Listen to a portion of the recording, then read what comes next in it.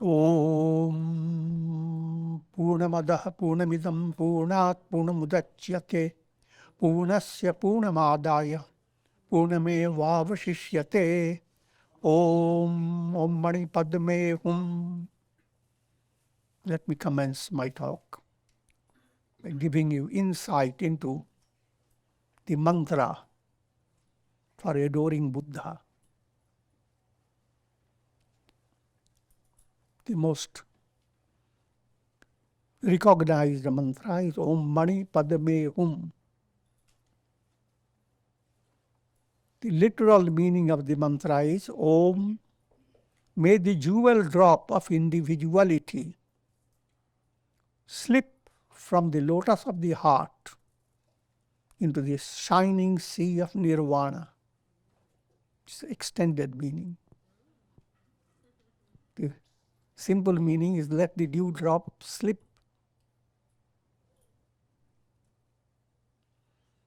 The jewel drop of individuality. To understand, individuality has 3 levels. Bhur, bhuva, swa. The level of your senses, the practical reality. The level of your sentiments and feelings. And the level of your insight and understanding.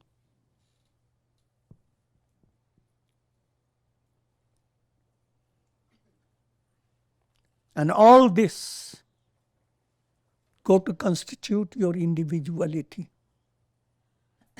And it is as transient as a dewdrop on a lotus leaf. Keep it transient. Don't let it stick.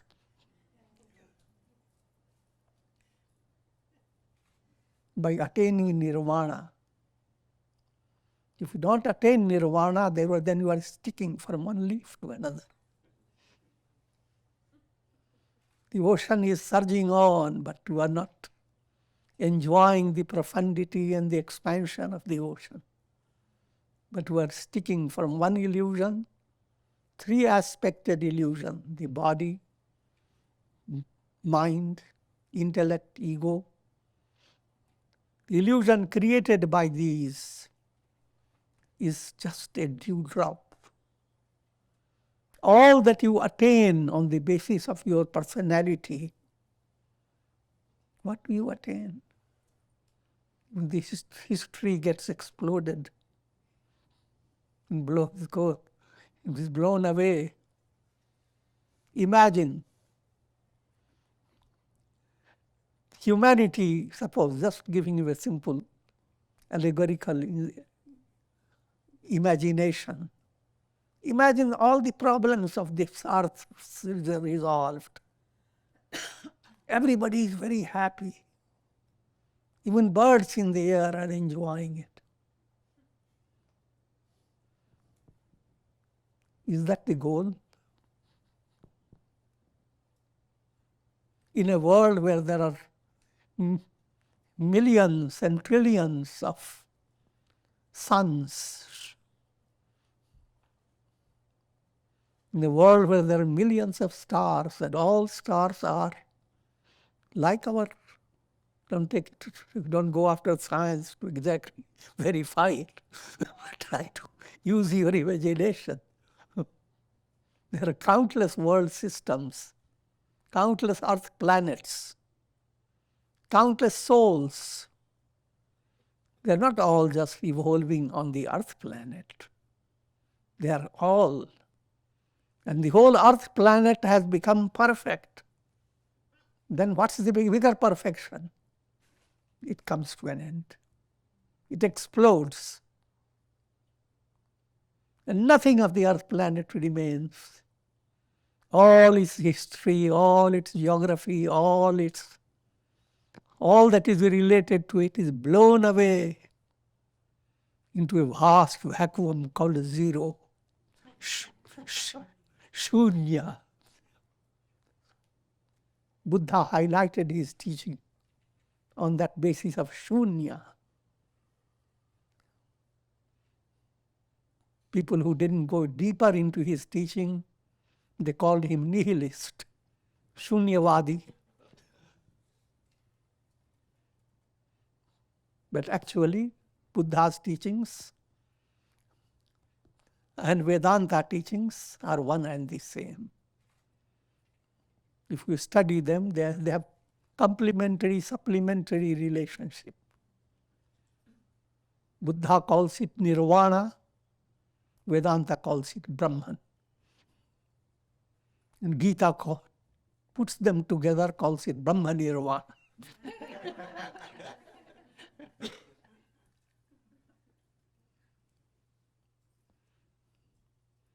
Now, let me. Every mantra is a blend of bijaksharas. When you recite mantras,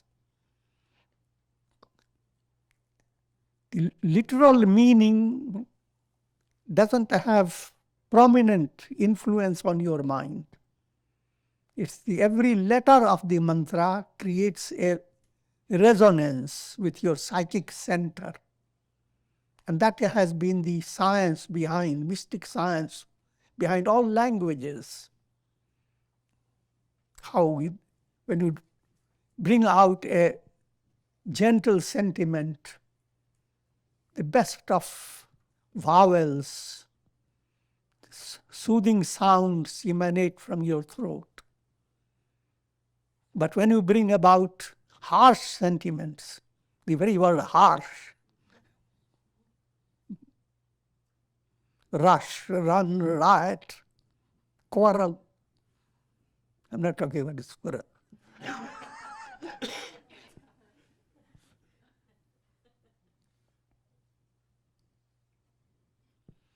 So on that, just trying to lead you to understand, all languages have evolved on the basis of the way your psychic centers resonate. They have a frequency.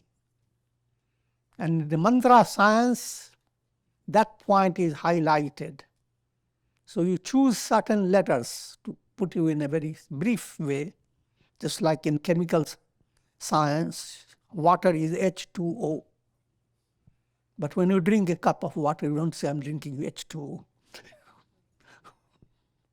H2O is bijaksharas, the root letters. Similarly, Om Mani Padme Hum. Om is the source of all root letters. With all, you open your throat with M, lips closed. All that you have to say, you said it when you say Om. You have to be full-hearted, not foolish-hearted.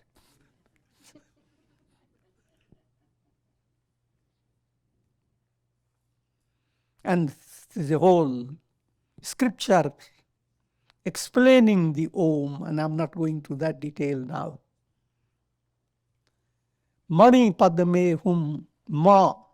Ma relates to me and mine. That erroneous sense in every individual,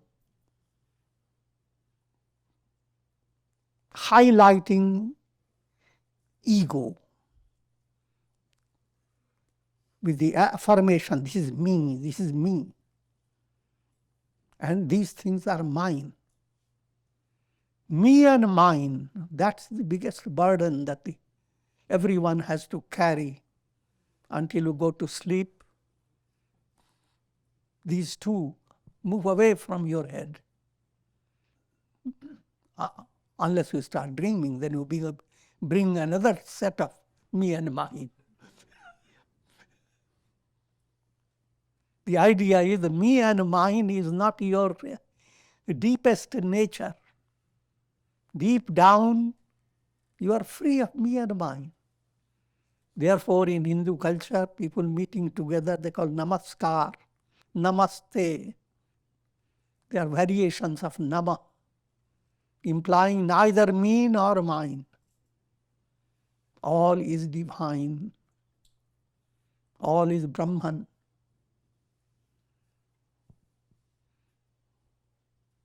That ma is represented by the mystic drop.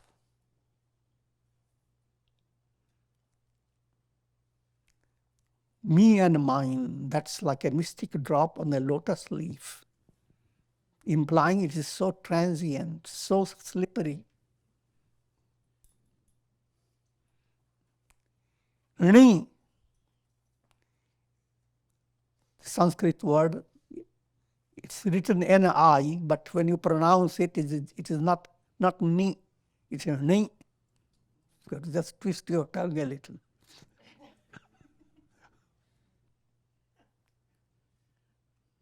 It's the same na that is used in Krishna. Krishna, you don't say Krishna, Krishna. Na.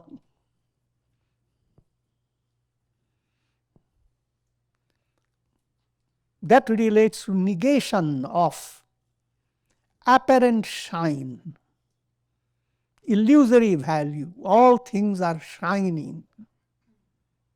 But shining for whom? For the mind that is dominated by vasanas. If you have a fishy mind, it will, when you see a fish, it will shine. I must catch one of the fish.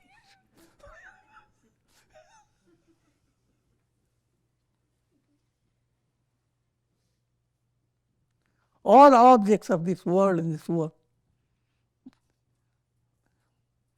they shine by false values. They are not real.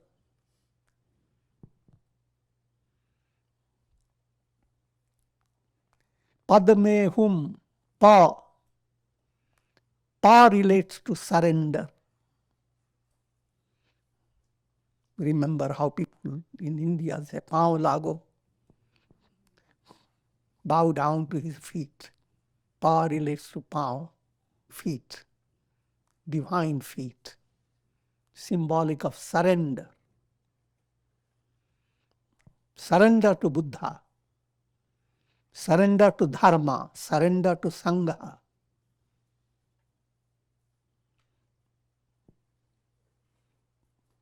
Surrendering to Buddha has 3 stages.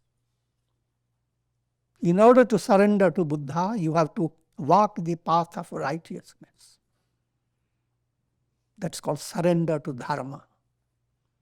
As you walk the path of righteousness, you come in association with those who are advanced. You become linked to a group of devoted personalities called a Sangha.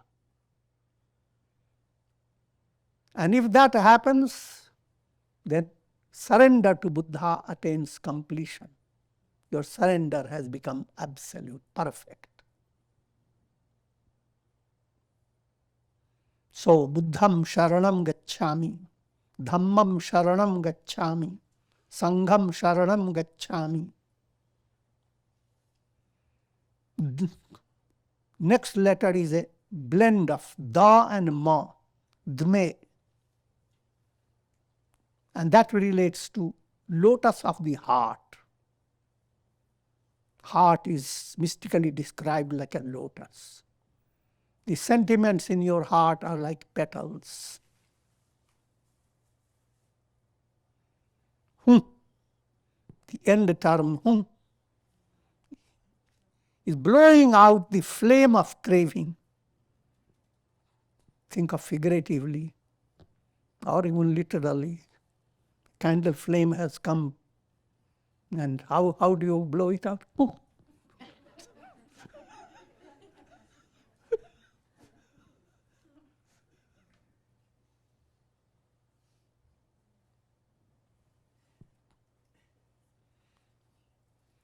And what you are blowing out, the flame of craving.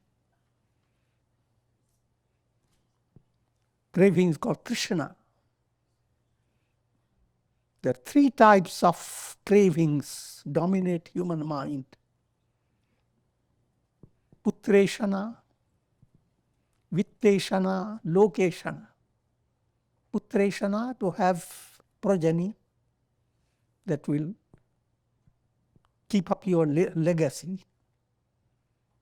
Vitteshana, to have lot of money. Lokeshana, to have lot of fame.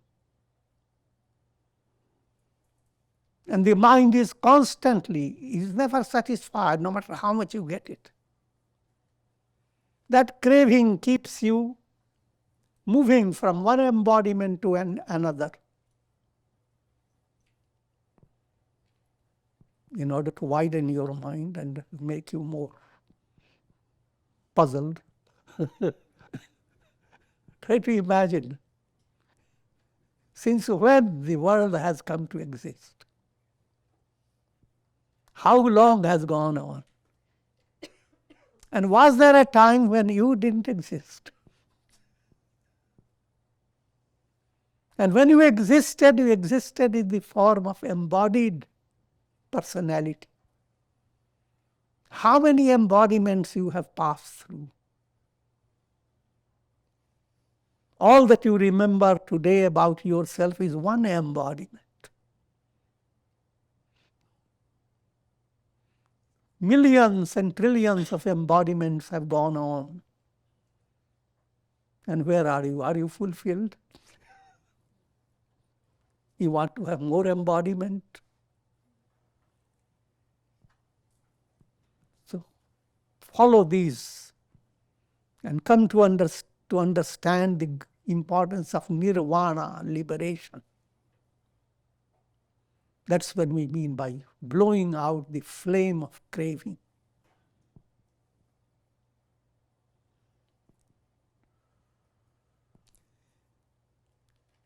Now, let me come to Buddha's highlighted points in Buddha's life and his teachings.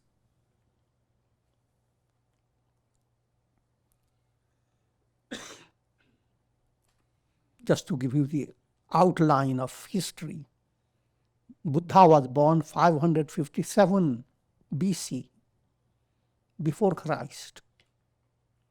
His name was Gautama.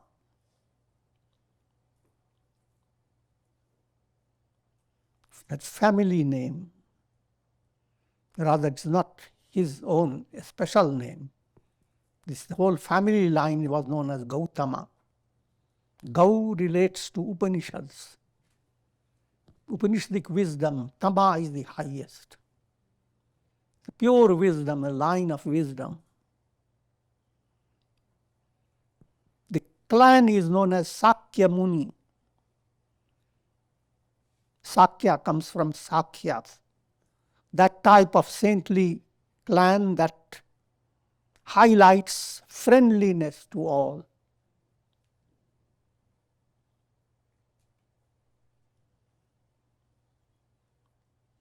Buddha's name was Siddhartha.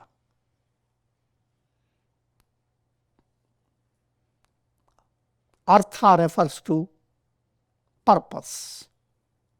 Siddh, the purpose that has been fulfilled. That again follows the Indian tradition. Everyone is given a divine name. Many turn their name meaningful. Many forget about it.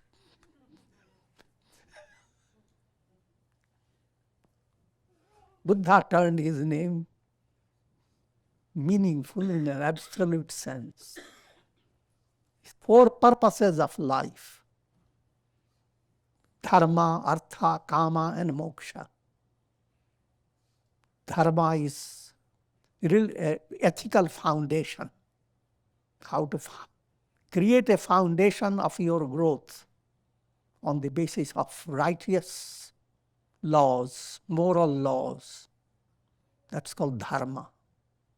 As you start, draw to yourself material resources or whatever resources needed that automatically have to come to you. That's called Artha. Dharma, Artha. Third, your relationship with society, and thereby fulfillment of vital desires.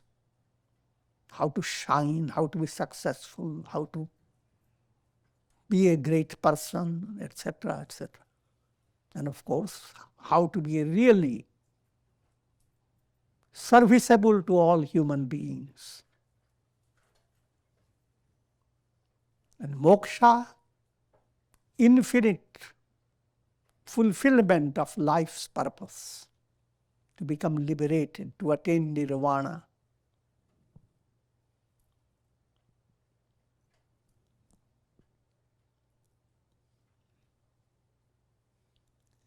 I'll just give you one or two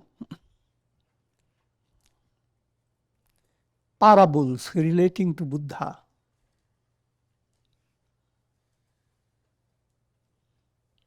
First, Buddha's own life is parable of parables. When he was born, astrologers predicted that he will be the most powerful, most famous, most glorious person in the world. But turning to that part of the astrology that tells about material power, he will not be the king. And there are 5 things or 4 things that will determine that course. If he were to meet aged person, sick person, dead body, and if he were to meet a sannyasi, if these come into his life, he will lose his kingdom. The king arranged his whole lifestyle in the early stage to protect from the world. But all this story tells you, these stories are stories. That is impossible to keep your mind away from these happenings. So Buddha does see an elderly person completely bent down and all that. And he asks his chariot driver, they say, this happens to everybody. Anybody who is born will ultimately get gray hair.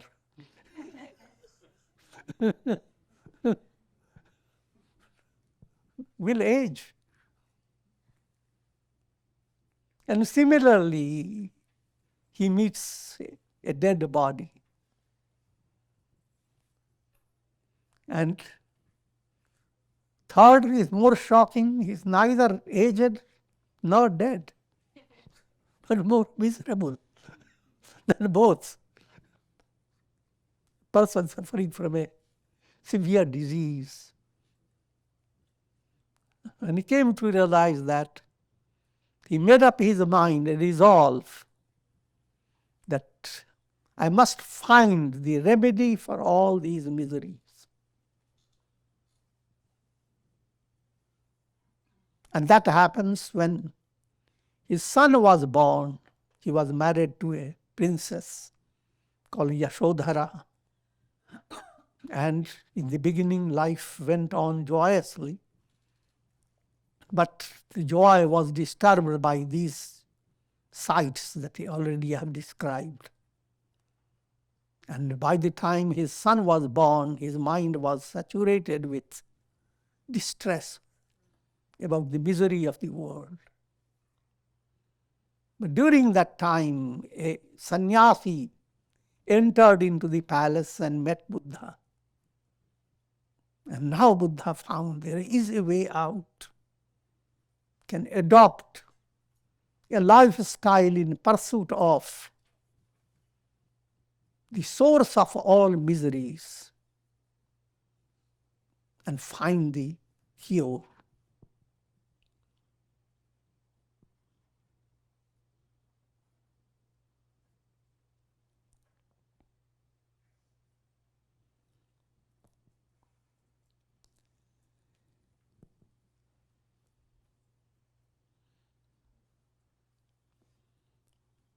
And I'm cutting short this story so that can give you more philosophy of Buddha. Buddha entered into intense sadhana, austerity.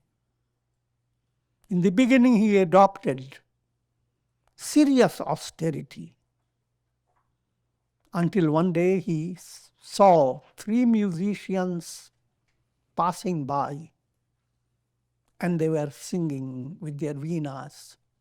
And the song was, "Do not tune your veena too tight, it will break. Do not tune your veena too loose, there will be no music. Tune your veena in moderation, neither too tight nor too loose, and enjoy the music." Buddha learned from this. When you do sadhana, do not stress yourself so much that your nervous system breaks down. Nor should you become so indulgent that nervous system becomes too loose. But what's known as madhyam marg, moderation.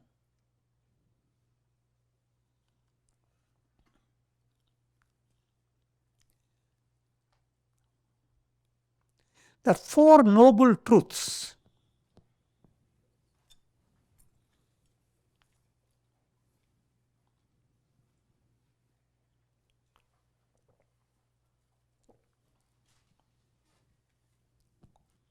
Chatvari Arya Satyani.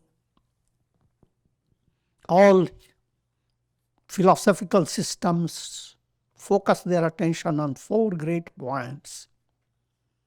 Here, what is to be abandoned? And that's, without my going into too much detail, pain is to be abandoned. Janma mrityu jara vyadhi dukkha doshanu darshanam. You are born and you are experiencing in every birth pain involved in just the process of getting born, then the process of dying. These are very shocking situations. Janma, mrityu, old age, disease, and how to be free of this repeated experience.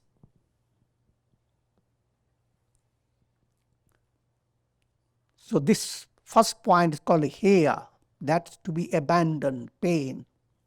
Next point is called heya hetu. What is the cause of pain? Third point is han.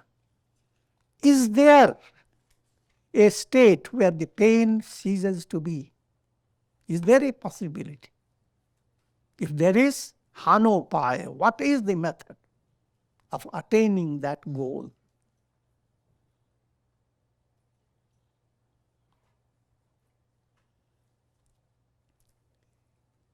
In Buddhist terms, these 4 are termed as dukkha. First is dukkha, pain. Second, dukkha samudaya, cause of pain. Third, dukkha nirodha, cessation of pain, that's nirvana.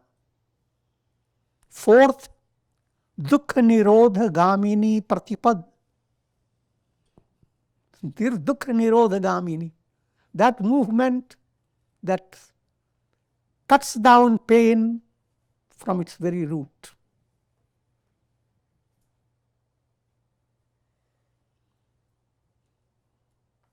And I will highlight that last stage to give you light on Buddha's teachings.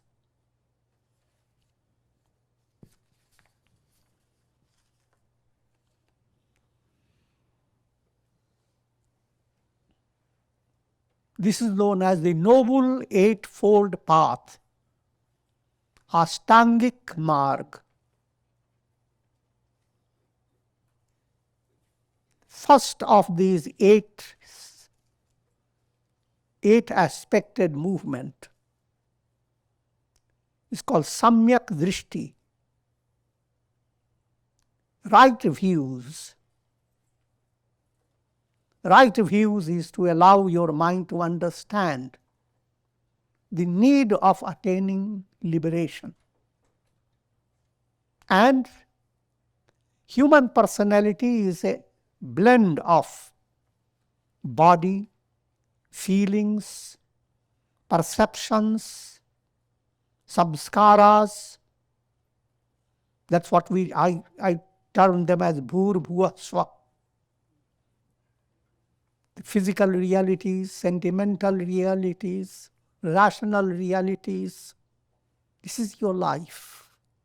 Turn your attention to life and what it is all about. Look into the fabric of the life. Just like when you wear a cloth, look into the fabric.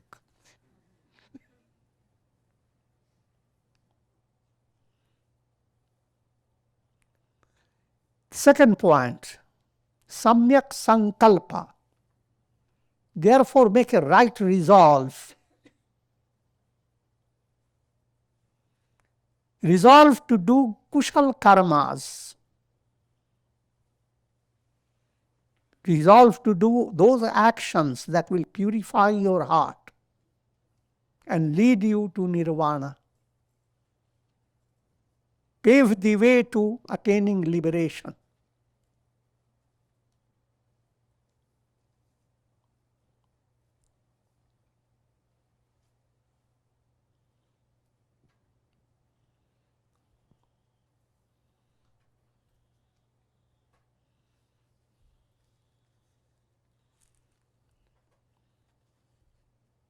And resolve to purify yourself by thought, word, and deed.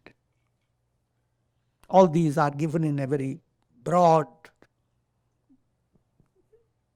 explanations. I'm giving you very short.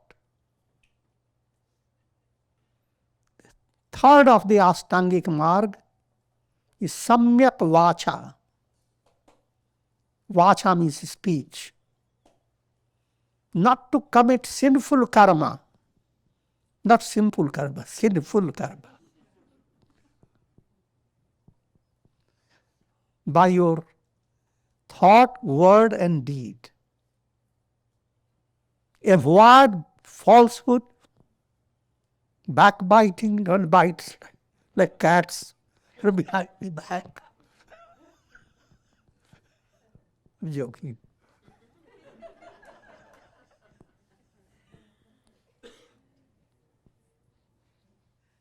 Harsh speech and vain talks.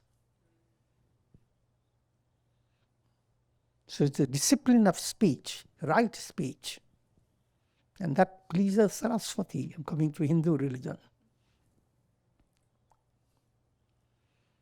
Fourth point, Samyak Karmant, implying right action. But right action here relates to practice of yamas and practice of niyamas, what Raj Yoga calls yamas and niyamas.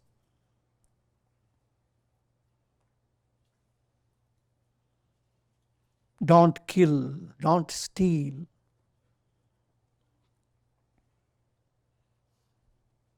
And there is a whole study of kushal karmas and akushal karmas. Karmas that will purify your heart.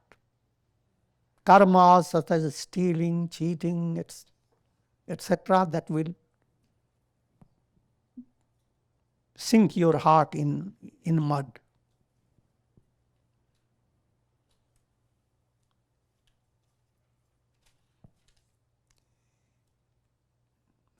Next is called Ajiva, right livelihood, Samyak Ajiva. That what Gita goes on talking about Swadharma. Pure livelihood.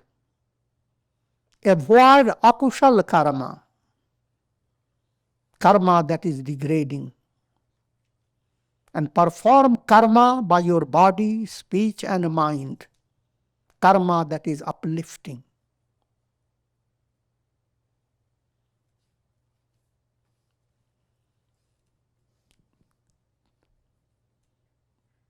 In this category comes non-violence, non-stealing, practice of brahmacharya, practice of humility, absence of greed, and so forth. Sixth point is samyak vyayam, right effort. In Buddhistic language, do shobhan udyog. Udyog is effort. Udyog, in modern times in India, you will find many businesses are known as udyogs. The type of activity that places people at a higher level. Udyog. Ut is higher. But likewise, the type of activity that allow you to be uplifted, that called Shobhan Udyog. Stop evil thought from entering the mind. If it has entered, try to dissolve it. Permit good thought, develop it, lead it to perfection. Seventh point, Samyak Smriti, right mindfulness. Smriti, word you have heard, we generally term it as memory. But in this context, it's mindfulness. To become aware of how your physical body is, aware of how your sentiments are, aware of how your ego is behaving, aware of what will be the consequences of all that.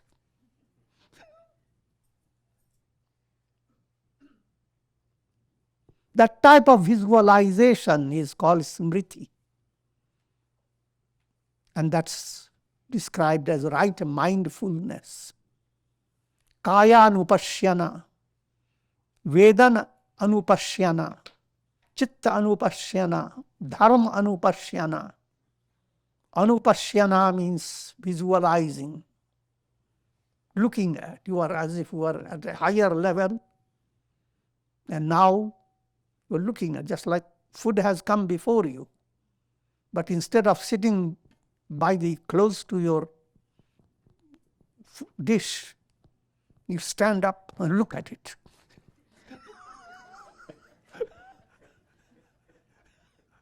Don't use your tongue or teeth. What are the things have you given? Broccoli, cauliflower, soup, mushrooms. That's called anupashyana. Similarly, you are visualizing. That requires a detached way of looking at your personality without being affected by it. Vedanta also uses the term sakshi bhav, be a witness.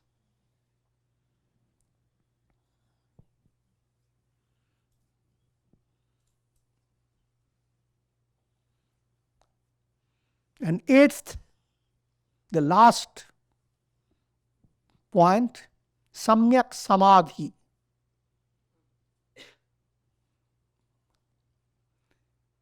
That stage is reached when you have purified your body,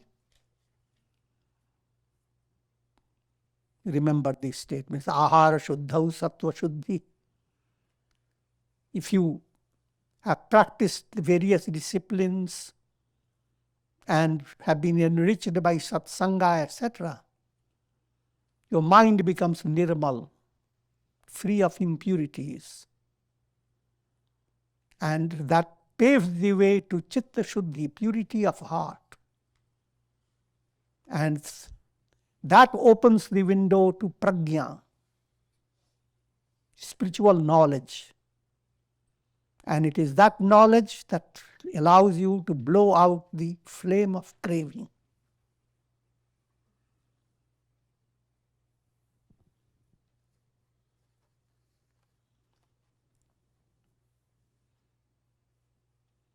So this is known as Ashtangika Marg. Right views, right resolve, right speech, right action, right livelihood, right effort, right mindfulness, right contemplation. These translations sometimes may have some variations. Don't worry about them.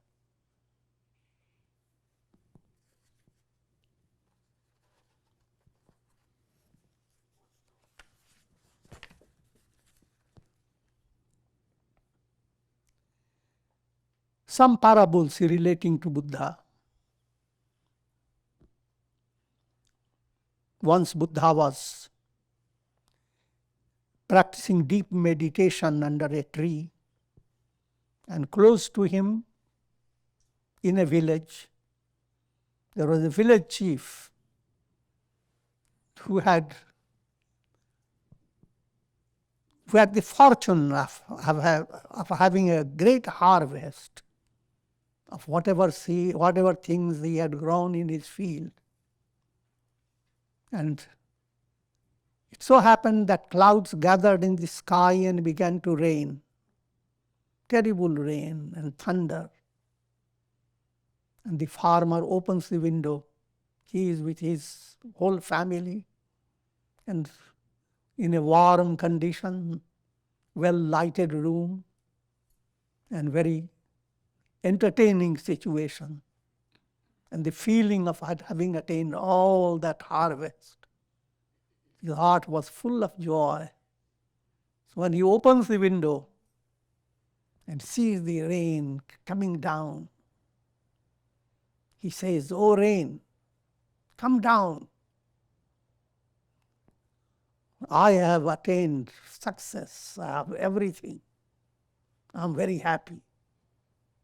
And as he says, he sees a mendicant, that was Buddha, and a sense of sympathy enters his heart, and also a sense of ridicule. What a mistaken path he chose. He could have been a good farmer. Instead of wasting your life sitting under a tree.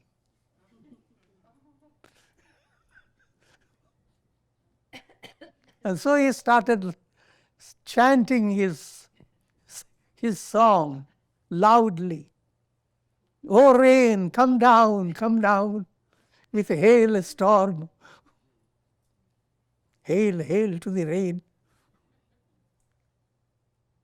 I have sown seeds, reaped the great harvest.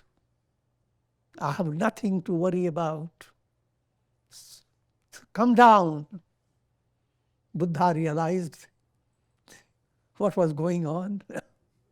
And suddenly he began to shout out and say, "Oh rain, come down, come down.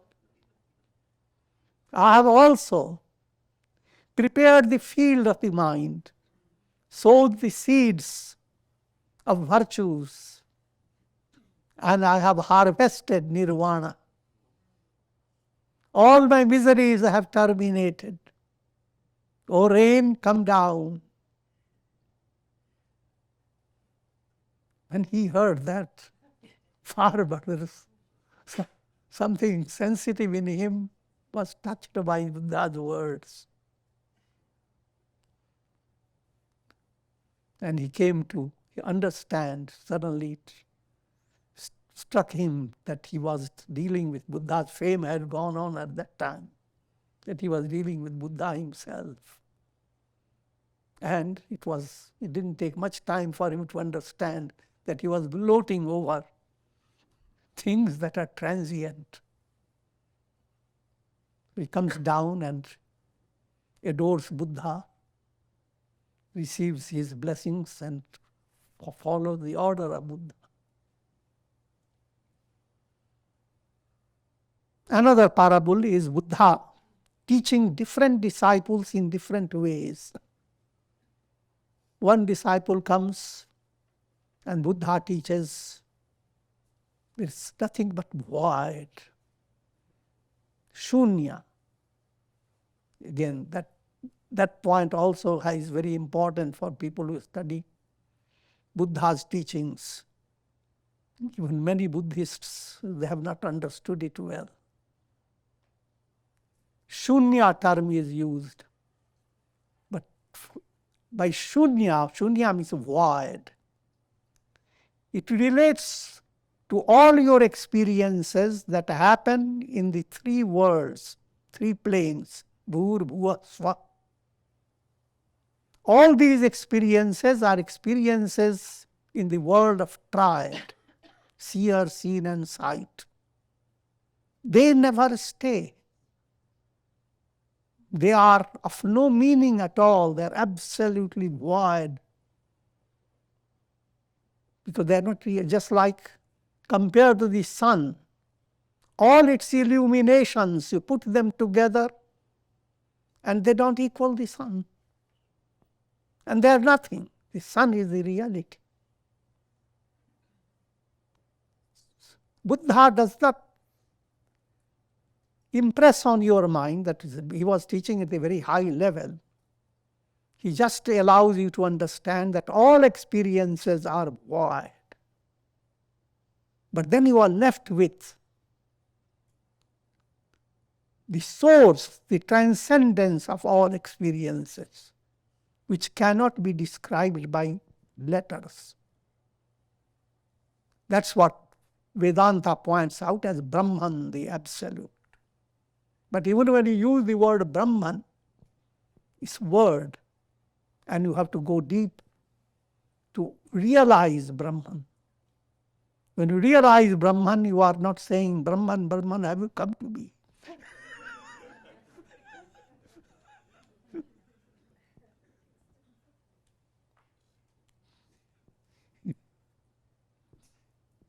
So that's humorously I'm pointing out that when Buddha said shunya, all his intention is to allow you to develop paravairagya, having no attachment to anything in this world. And if you have it, then automatically you are attaining the highest, the absolute truth. That absolute truth doesn't have to be described. But considering the need of the masses, Vedanta follows another definition of liberation, and it's called Brahma Nirvāṇa. Buddha calls it just Nirvana. Vedanta calls it Brahma Nirvāṇa. Not only you blow out the flame of thirst, of craving, but you attain Brahman.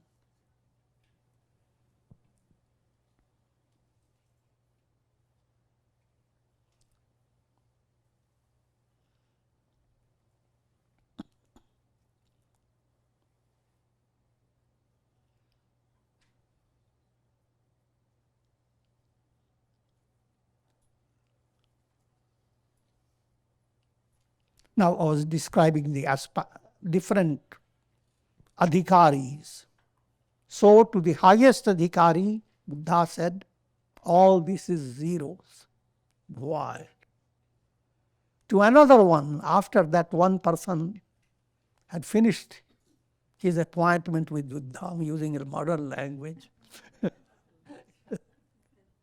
the second one came in, and Buddha says, All this world is in the mind. Mind is the reality, not the objects. Objects are your ideas being projected. They are not realities. And the disciple understands it, thanks Buddha, and goes on.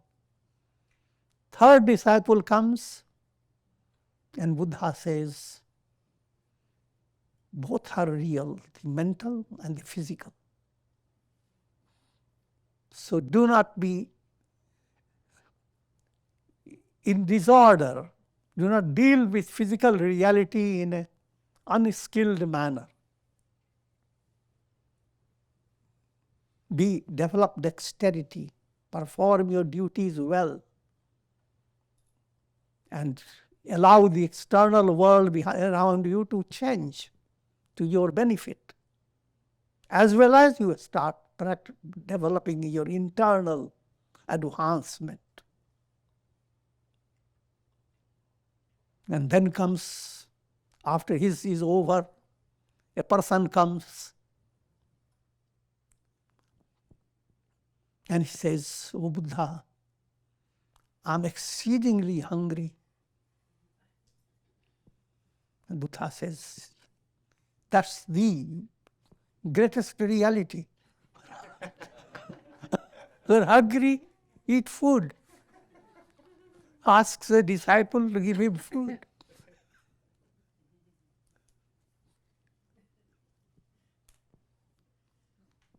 There was a close disciple of Buddha, in modern terms, secretary of Buddha, known as Ananda. Ananda asks Buddha, "Oh Lord, you have confused me. Which is real? 4 times of teachings you have given." And Buddha explains that people are in different levels of spiritual evolution. And you can't give the same teaching to everyone. You have to give the teaching according to the level of the aspirant.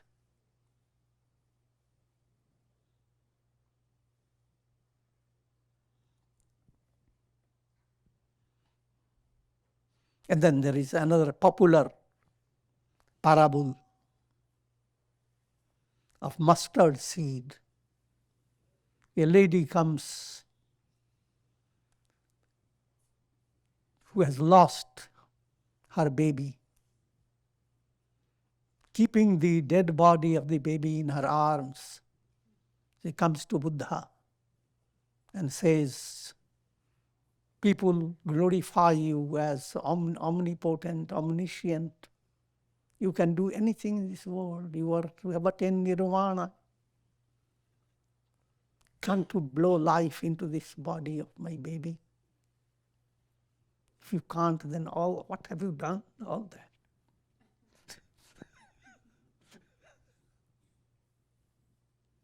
And Buddha says, "I will gladly do it. But can you do something for it? I just want you to bring a handful of mustard seeds. That's all." He said, "That's all?" Her eyes brightened up.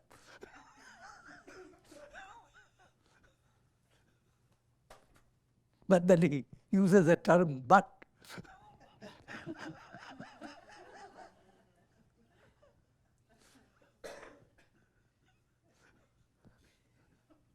Bring the alms from that family where nobody has died.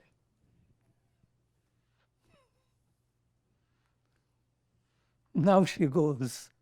It's a dramatization of goes from house to house of famous people, popular people, ordinary people, and they bring a mustard seed. But say, "Just tell me, has anybody died here?" "Yes, I lost my grandfather."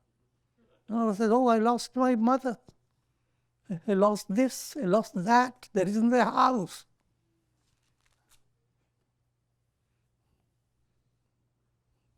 And then ultimately she comes back to Buddha and says, "Oh Buddha, I don't need my baby to be born to die. Teach me Nirvana."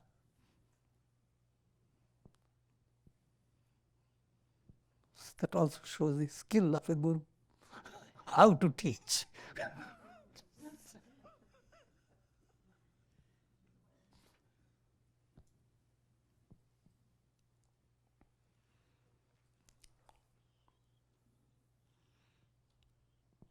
And I will recite one quotation from a Dhammapada.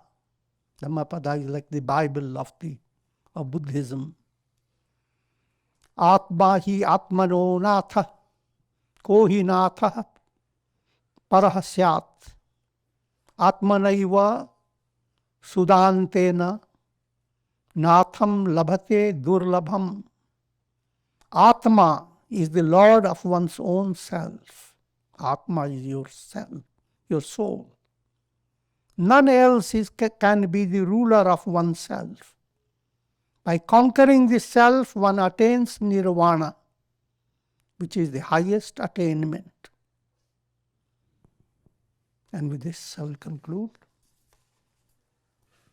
May the grace of Buddha shower on all of you. Om Buddham Sharanam Gacchami, Dhammam Sharanam Gacchami, Sangham Sharanam Gacchami. Om Namah Shivaya.